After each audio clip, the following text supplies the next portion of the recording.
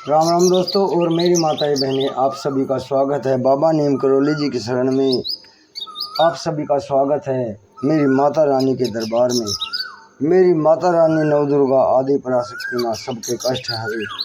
सभी देवों की शरण में आप सभी के लिए अर्जी लगाता हूँ। मेरे सर्वप्रथम पूज्य गणेश भगवान जी, मेरे श्री राम प्रभु, मेरी सीता मैया, मेरे शिव शंकर महादेव, मेरे हनुमान बजरंग बली, मेरे बाबा नीम करौली जी और सभी देवों की शरण में मैं ये अर्जी लगाता हूँ। जो भी मेरा भाई मेरी माताएं बहनें आपकी ये महिमा देख रहे हैं भगवान, उनके सभी कष्ट तुरंत दूर करो। उनके घर में सदैव सुख संपत्ति आए, सदैव खुशियाँ आए, कभी कोई कष्ट उनके परिवार पर ना आए। यही मेरी प्रार्थना, यही मेरी अर्जी।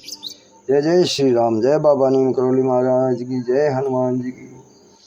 दोस्तों और मेरी माताएं बहनें, आज हम महाप्रभु बाबा नीम करौली जी की एक लीला का वर्णन करते हैं।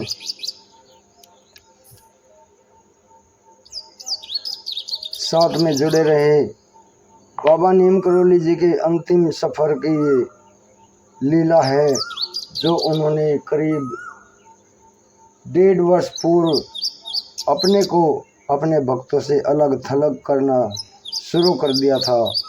और वे क्या क्या इशारे दिया करते थे भक्तों को अपने शरीर छोड़ने के बारे में, अपने समाधि लेने के बारे में।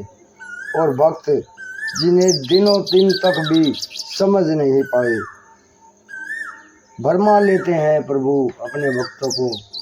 यही तो लीला है महाप्रभु की। अतः इस लीला को पूरी सुने, आगे भी शेयर करें। महाप्रभु बाबा नीम करौली जी की अपार कृपा आपके ऊपर होगी, ये मुझे हृदय से विश्वास है। प्रार्थना की है बाबा जी की आपके लिए, आपके सभी संकट दूर होंगे। जय बाबा नीम करौली महाराज जी की। अपने महासमाधि में जाने की तिथि तो महाप्रभु बहुत ही पूर्व निश्चित कर चुके थे। इस लीला के 1.5 वर्ष पूर्व आपने अपने को अलग थलग सा करना प्रारंभ कर दिया था। सदा से अत्यंत वाचल रहे महाराज जी ने अब कुछ मौन सा साध लिया था। बोलना भी बहुत कम कर चुके थे तथा भीड़ भाड़ के मध्य भी आप अधिकतर चुपचाप बैठे रहते थे। विशेषकर अंतिम 5-6 माहों में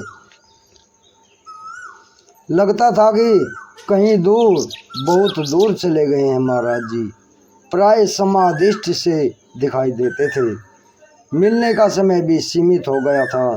केवल अत्यंत आर्त को ही समय दर्शन देते थे। कारण पूछने पर केवल इतना भर कह देते थे, किसी के आँख ही नहीं जो मुझे पहचान सके। सभी केवल स्वार्थ से मुझसे कुछ न कुछ मांगने आते हैं। मेरे लिए परमार्थ हेतु कोई नहीं आता, मुझे अशांति होती है। अधिकतर गहनता में खोए हुए सोच आदि के लिए भी उन्हें सचेत करना पड़ जाता। भीतर अपने कक्ष में जाकर कंबल, उत्तरीय आदि भी उतार कर फेंक देते थे। केवल एक धोती, वह भी अस्त व्यस्त अवस्था में लपेटे हुए, अधनंगे बने ध्यान अवस्थित से हुए बैठे या लेटे रहते थे। अपने अंतरंगों को भी सचेत करने हेतु कहते रहते थे, यह तो मृत्युलोक है, जो आया है जाएगा भी। राम गए, कृष्ण गए, भीम गए, आजन्म ब्रह्मचारी पितामह वे भी चले गए। हम भी चले जाएंगे, परंतु फिर शीघ्र ही भ्रमित करने हेतु यह भी कह देते थे, अभी मैं कहाँ जा रहा हूँ, राम काज कीने बिनु मोहि कहाँ विश्राम। भक्तगण सभी समझ ही नहीं पाते थे महाप्रभु की इस लीला को, कि महाप्रभु ने अपने भी चले जाने का इशारा कर दिया है, परंतु इसी रामकाज के कारण इतनी तथस्थता अंगीकार करने पर भी महाप्रभु ने अपनी दया कृपा की लीलाओं को विश्राम नहीं दिया। वे अंत तक चलती रही निर्बाध, महाप्रयाण के उपरांत भी और आज भी चल रही हैं। बिना राम काज पूरा किए विश्राम नहीं कहाँ इन लीलाओं को। अपने जाने के पूर्व ही वृंदावन आश्रम में वृंदावनेश्वरी मंदिर एवं कैंची धाम में यज्ञशाला का निर्माण बाबा जी ने अपने ही सामने विशेष हलचल मचाकर माह अप्रैल तथा अगस्त 1973 में ही पूर्ण करवा लिए थे। तब यह समझ में नहीं आता था कि आखिर इन कार्यों के संपादन में सरकार इतनी जल्दबाजी क्यों कर रहे हैं। अपने अंतर ध्यान हो जाने के कुछ माह पूर्व महाराज जी यद्यपि भीड़ भाड़ से कतराने लगे थे, फिर भी जो चरणाश्रित वर्षों पूर्व से उनके पास भक्ति से, प्रेम से, सेवा भाव से अथवा अपना एकमात्र आसरा मान कर आते रहते थे, उनके प्रति महाराज जी का व्यवहार अप्रत्याशित रूप से अत्यंत अपनत्वपूर्ण हो चला था।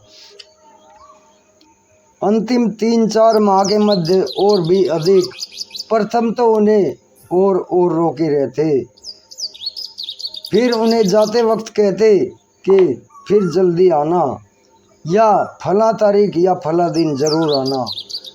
अंतर से स्वयं ही परम वैराग्य की प्रतिमूर्ति बाबा जी महाराज केवल अपने दयालु स्वभाव के वशीभूत होने के कारण ही उन्हें परम अमोघ आशीर्वादों के साथ भारी मन से विदा करते थे।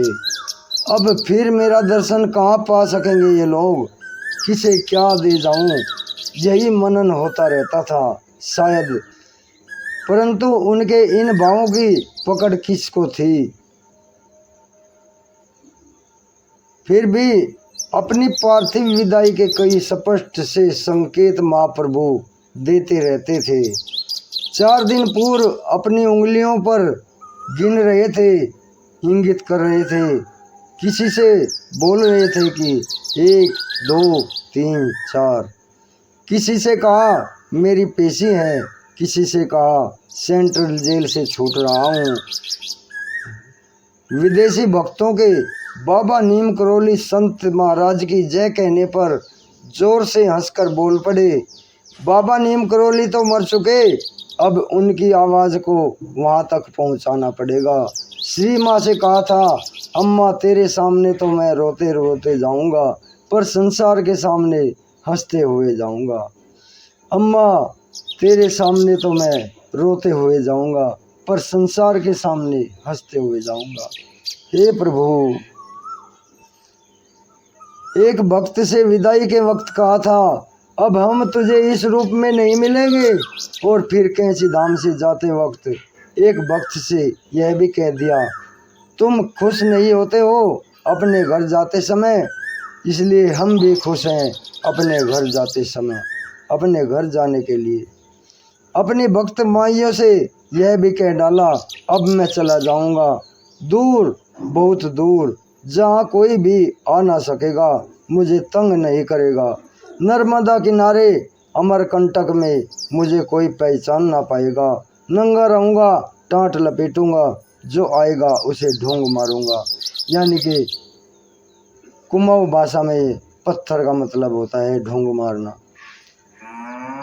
इत्यादि यह बोल जा करते। फिर भ्रमित करने को अपने तख्त पर लेटकर नवजात शिशु की तरह हाथ पांव चलाते और माँ से बोलते, अब मैं नानू नानू नवजात बालक हो जाऊंगा, पहचानेगी तो मुझे माँ, पहचानेगी तो मुझे तब, कौन बूझ पाता इन लीलाओं की उक्तियों को तब। परंतु अपने चले जाने की पुष्टि तो सिद्धि माँ से कर ही गए। 1.5-2 वर्ष पूर्व से ही महाराज एक कॉपी में नित्य राम नाम लिखने लगे थे। यह भी एक रहस्य की बात ही थी कि जिनके श्वास प्रश्वास से राम नाम प्रतिध्वनित होता रहता था, वे भी राम नाम लिखें।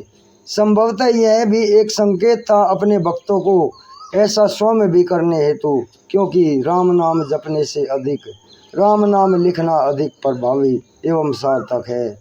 राम नाम लिखने के पूर्व महाप्रभु उस दिन का वार एवं तारीख अंकित कर देते थे। 6 सितंबर को कैंची धाम के अंतिम से शरीर विदाई की सुबह महाराज जी ने नित्य की तरह राम नाम लिखा, वार और तारीख अंकित किए। फिर अगले दिन पृष्ठ में 10 सितंबर की तारीख और वार लिखकर उसे भी राम नाम से भर दिया। और फिर अगले पृष्ठ में केवल 11 तारीख और उस दिन का वार लिखकर मंगलवार लिखकर अंकित कर उसमें उसे सादा ही बिना राम नाम लिखे ही छोड़ दिया। तदुपरांत इस कॉपी को श्री सिद्धि माँ को सौंपते हुए बाबा जी ने कहा, अम्मा अब इसे तू लिखना। इस प्रकार बाबा जी ने न केवल सशरीर रहने की अवधि 10 सितंबर 1973 इंगित कर दी, पर अपितु अपने पार्थिव शरीर की भी अवधि 11 सितंबर मंगलवार, जिस दिन उस दिव्य शरीर को अग्निदेव को समर्पित कर दिया गया था, उस दिन की भी अवधि बता दी, तिथि बता दी। बाबा जी द्वारा लिखित यह राम नाम पुस्तिका श्री माँ के पास श्री धाम कैंची धाम में सुरक्षित है। परंतु सदा ही अपनी लीलाओं से भ्रमित करने वाले महाप्रभु कैंची धाम से अंतिम विदाई के वक्त भी पुनः छलावा दे गए, यह कहकर कि अभी हाल 4 दिनों में लौट आऊँगा। वहाँ यानी कि आगरा वृंदावन में गर्मी भी है और मच्छर भी है। यद्यपि कुछ अंतरंग भक्तों के अंतर में आपकी इन कई अटपट उक्तियों तथा हरकतों से आशंकाएं उत्पन्न हो गई थी, पर फिर भी सबके लिए यह कल्पनातीत ही था कि महाराज जी सचमुच अंतर्धान हो जाएंगे। देह त्यागने का प्रश्न तो स्वप्न में भी नहीं उठ सकता था, विशेषकर जबकि आप अत्यंत प्रसन्न मुद्रा में विनोद करते हंसते हुए कैंची धाम से 9 सितंबर को 2 बजे बाद सबसे अपार प्रेम दर्शाते हुए विदा हुए थे।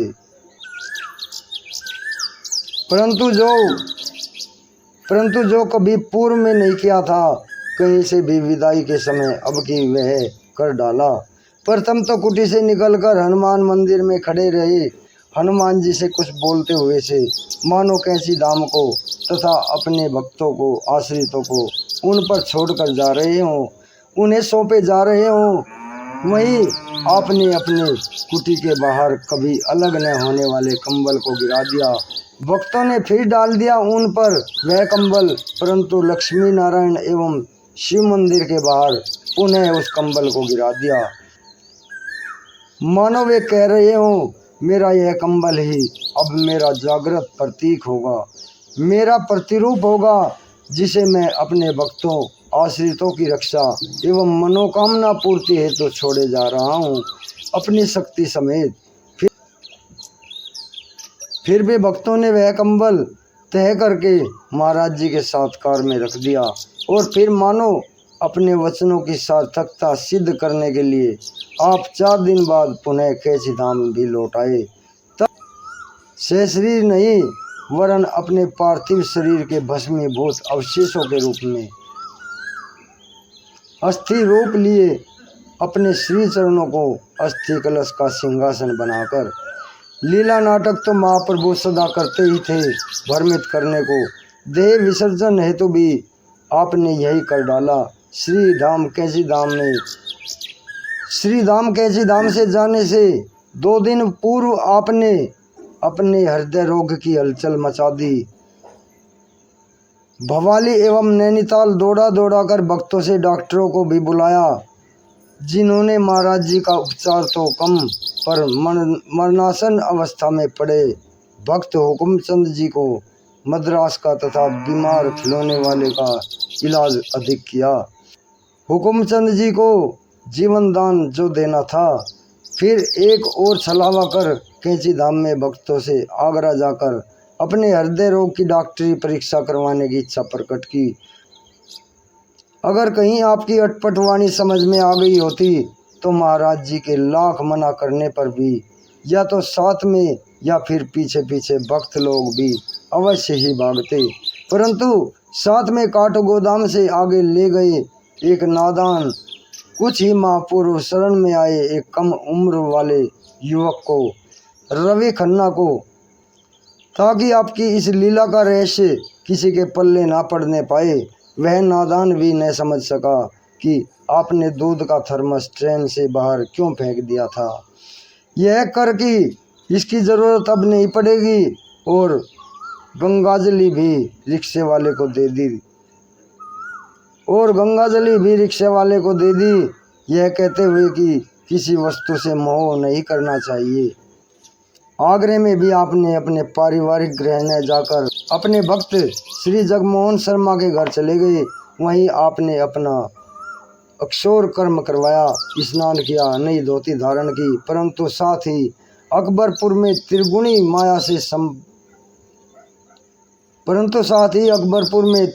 माया से संभूत एवं प्राप्त अपने पार्थिव शरीर को गृहस्थ धर्मानुसार लौकिक संस्कार पूर्ति हेतु पुनः अपने घर वालों को सौंपने तथा उन्हें भी पितृ ऋण से उऋण करने हेतु केवल कनिष्ठ पुत्र को ही वहाँ बुलवाया। अंतिम चलने की लीला महाप्रभु ने आगरे में अपनी डॉक्टरी जांच के मध्य करा दी। लोगों में धारणा बन गई थी कि महाराज जी हृदय रोग से ग्रसित हैं। स्वयं भी तो आप ऐसा ही आचरण भी करते थे। स्वयं भी तो आप ऐसा ही आचरण करते रहते थे और भक्तों के हृदय रोग को स्वयं में लेकर उन्हें रोग मुक्त करते रहते थे। परंतु जब आगरे में हृदय रोग विशेषज्ञ द्वारा जांच की गई तो उन्होंने यही पाया कि महाराज जी का हृदय एकदम स्वस्थ स्थिति में है, कहीं कोई किसी प्रकार की खराबी नहीं है। आगरे में भक्तगण भी इस रिपोर्ट से निश्चिंत हो गए और बाबा जी महाराज ने डॉक्टरों से जब यह भी कहलवा दिया वे यात्रा के लिए पूर्ण रूपेण स्वस्थ हैं तथा पहाड़ों में स्थित कैंची धाम भी जा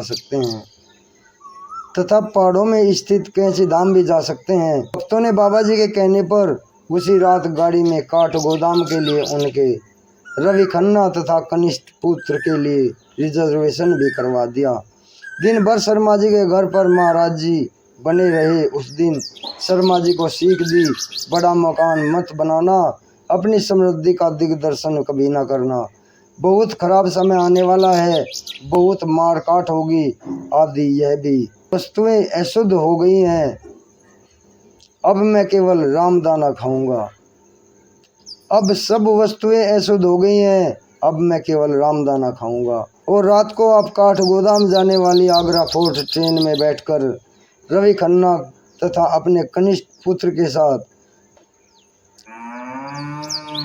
पुत्र को भविष्य के प्रति सचेत करती हुई बहुत सी सीख देते। परंतु 2 ही घंटे बाद मथुरा जंक्शन में अपनी पूर्व नियोजित लीला के अंतर्गत उतर गए। कुछ आगे चलकर स्टेशन में ही अचेत हो गए। परंतु इन दोनों को इतना समय दे दिया कि एक प्रेस वाली टैक्सी में महाराज जी को चढ़ाकर उन्हें वृंदावन के रामकृष्ण मिशन अस्पताल ले जा सकें। लेकिन डॉक्टरों के पूर्ण उपचार से पूर्व ही सरकार ने अपना पार्थिव लीला शरीर त्याग दिया।